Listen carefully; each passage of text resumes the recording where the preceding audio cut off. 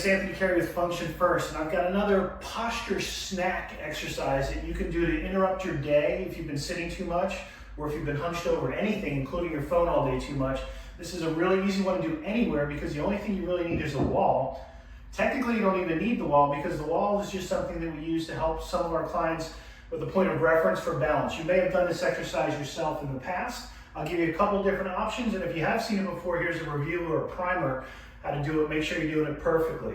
So if I'm standing with my left side to the wall, I'm gonna have my left foot forward and my right foot back. Now my feet are not actually tandem, they're just slightly offset. We call this the active walking pose because what we're gonna do is exaggerate some of the pelvic position relative to the rib cage or the thoracic spine and the upper extremities that we would use in reciprocation when we walk. So in this case, the lower extremity is gonna stay fixed.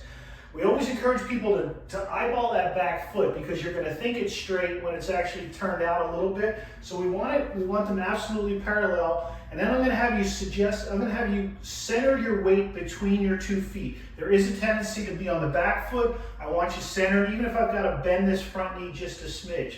Now another key point to this is my eyes are always going to stay focused straight ahead.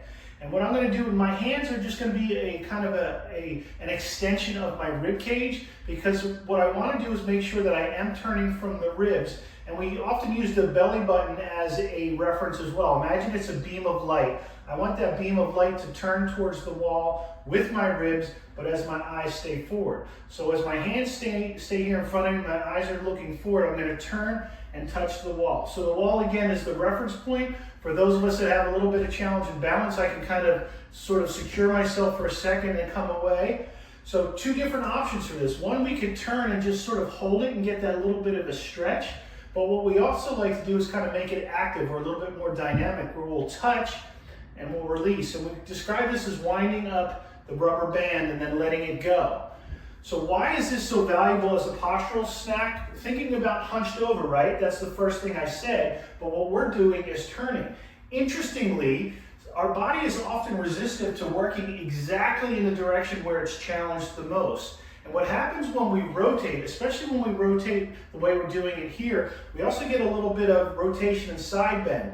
And the only way that the upper spine really can do that, or what has to be what we call coupled with it or combined, is with extension. So as I'm turning and side bending a little bit to my left, so I'm rotating and side bending it the same way. As I'm doing that, the spine has no choice but to do a little bit of extension, right? So instead of fighting this all day, I'm going to sneak up on it a little bit and come in with a little bit of rotation and side bend, okay, which also stimulates my cervical spine a little bit because I'm getting what we call relative rotation, which means it's turning. This is the same as this, but it's coming from the bottom up. So simple to do.